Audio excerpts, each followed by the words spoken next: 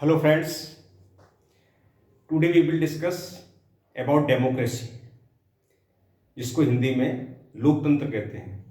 Democracy क्या है, इसके बारे में समझेंगे।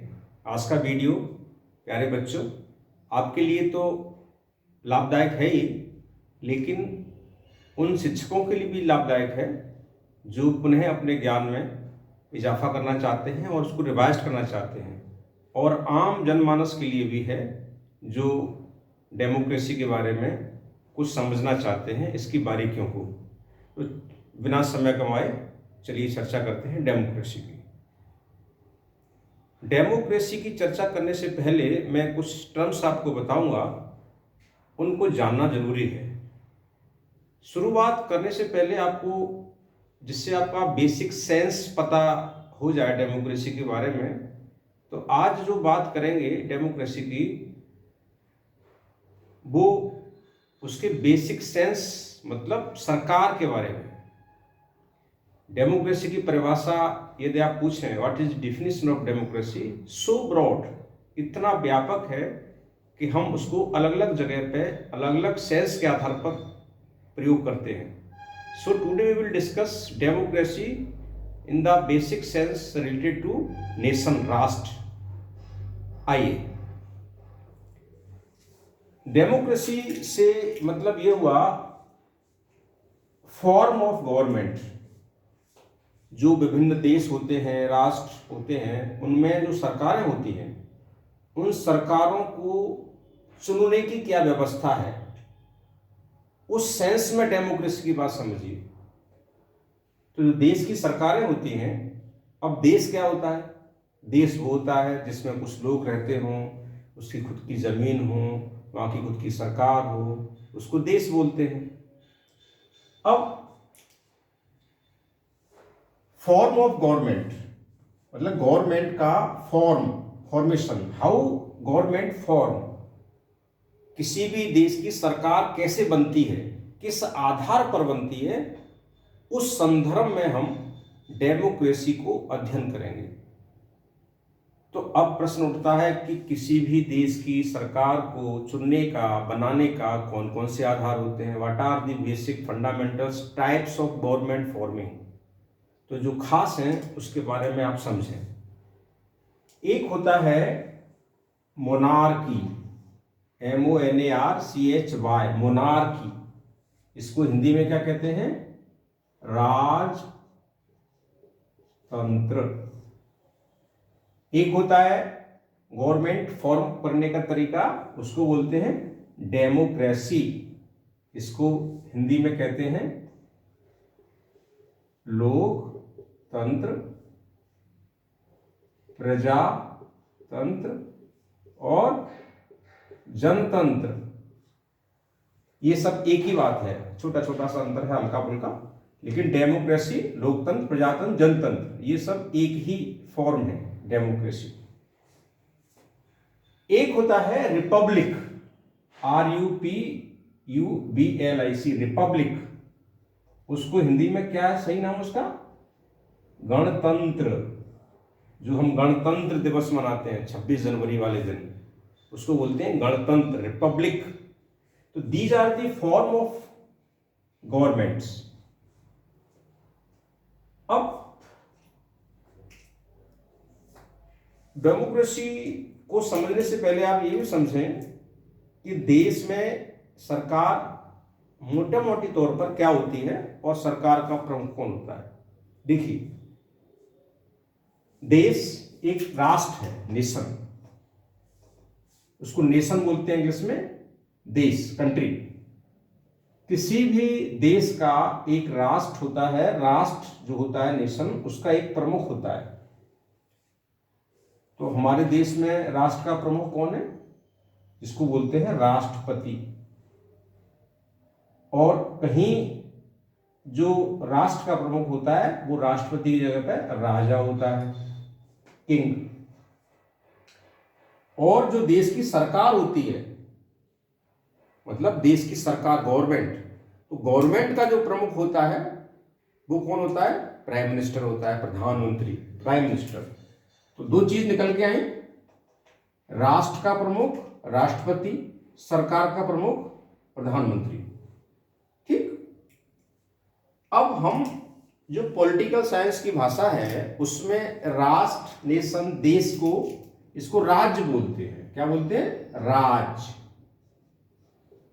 राज्य बोलते हैं इसको। ये वो राज्य नहीं जो एमपी, यूपी, जो प्रोविंस होते हैं। स्टेट का मतलब नहीं, ये राज्य, स्टेट। स्टेट मीन्स पॉलिटिकल भाषा में एक देश। जब कभी हम स्टेट की बात करेंगे उसका मतलब आप ये समझिए एक राष्ट्र की, एक देश की बात हो रही है। समझ में आ गई दो चीजें? राष्ट्र का प्रमुख कौन होगा? राष्ट्रपति होगा या राजा होगा, और उस देश की सरकार का प्रमुख कौन होगा? पीएम होगा। ये जो हमारे देश की में जो सरकार है उसका प्रमुख कौन है? पीएम। पीएम कौन है आज? हमारे नरेंद्र मोदी जी। अब हम बात करते हैं कि डेमोक्रेसी, मोनार्की और रिपब्लिक। मोनार्की क्या है? मोनार्की का मतलब जो देश है, जो एक स्टेट है, उसका हेड, स्टेट का हेड, राज्य का प्रमुख कौन होगा? वहां राजा होगा। इसलिए इसको राजतंत्र बोलते हैं। मोनार्की मतलब यहां जो स्टेट का हेड होगा वो एक राजा होगा, इसलिए इसको राजतंत्र बोलते हैं। डेमोक्रेसी में जो स्टेट का प्रमुख होता है वो राजा नहीं होता है, वो जनता का चुना हुआ प्रतिनिधि होता है। समझ में आया? यहां राजतंत्र राजा होता है। और राजा कैसे होता है?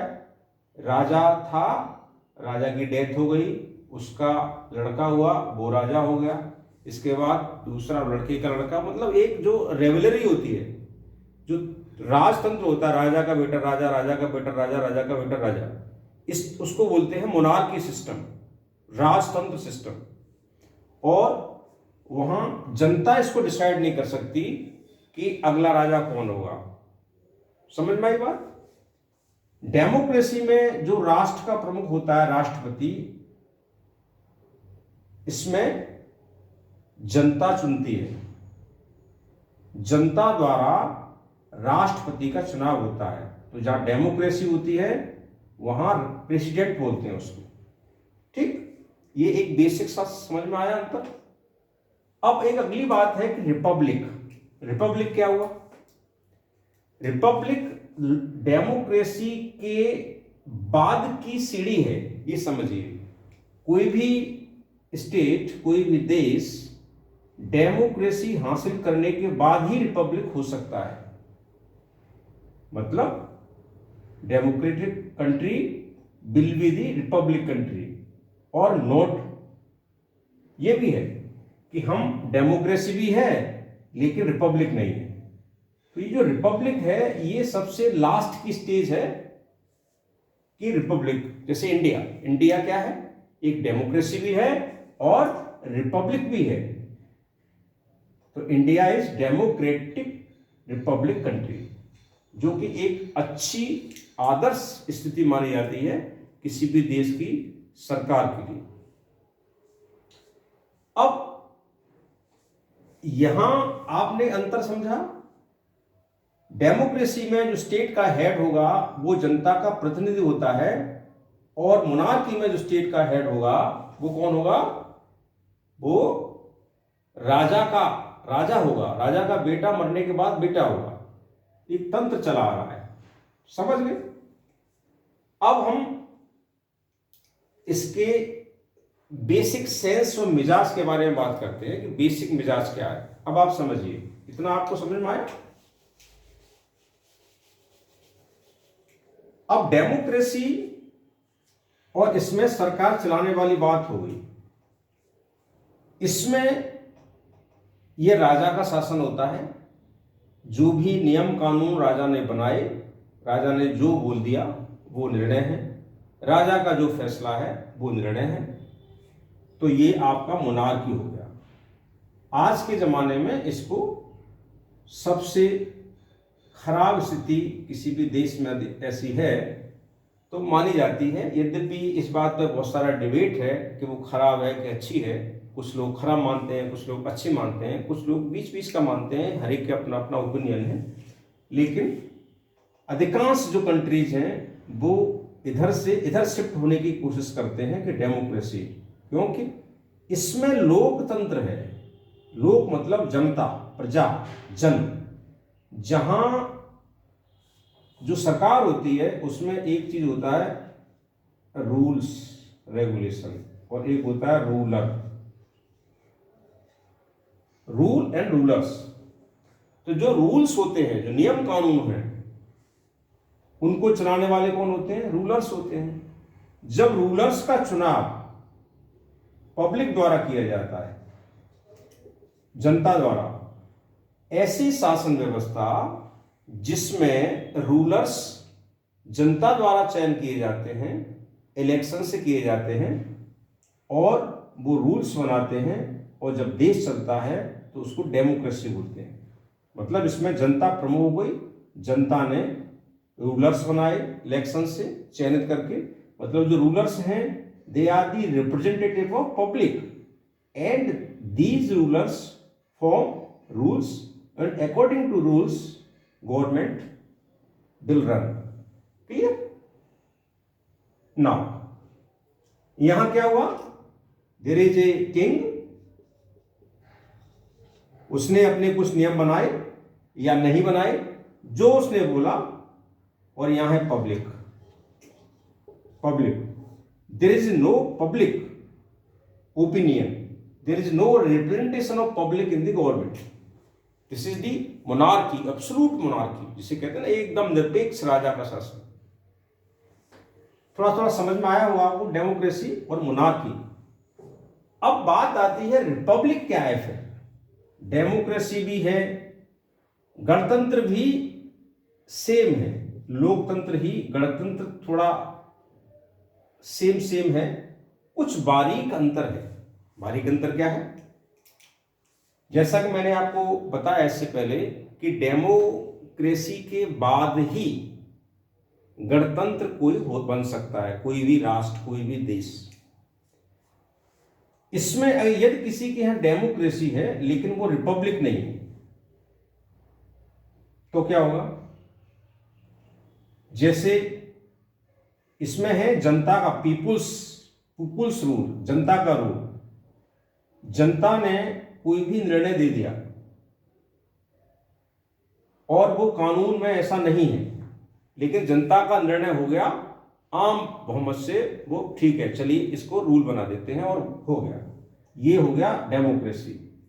गणतंत्र और डेमोक्रेसी में अंतर ये हुआ कि रिपब्लिक में नियम कानून, जिसको हम मोटी शब्दों में कहें, एक आम आपको समझने के हिसाब से, किसी भी देश में एक लिखित संविधान होता है। उसमें पूरे देश को चलाने के लिए नियम कायदे कानून लिखे होते हैं हर तरह के, कि हमारा देश की सरकार इस कानून के तहत काम करेगी। और जो रूलर्स हैं जिनको जनता ने चुना हुआ है, वो रूलर्स इस संविधान के तहत काम करेंगे। तो संविधान क्या हो गया? उसमें सर्वोपरि हो गया। संविधान का दायरे में रहकर ही रूलर काम करेंगे, और वो रूलर्स किसने चुने हैं? जनता ने चुने हैं। तो जब संविधान के दायरे में रहते हुए रूलर्स काम करते हैं और सरकार चलाते हैं तो ऐसा देश रिपब्लिक कहलाता है। तो हमारा जो इंडिया है, हमारा भारत है, वो डेमोक्रेटिक भी है और रिपब्लिक भी है, क्योंकि हमारे यहाँ संविधान के आधार पर ही देश चलता है। ठीक? यदि आप इसकी एक मैं सीढ़ी बताऊं कि जैसे मान लो एक ये सीढ़ी है शासन फॉर्मिंग गवर्नमेंट की, ठीक है? तो सबसे निचला स्तर की जो सीढ़ी है ये क्या हुई? आपकी मोनार्की।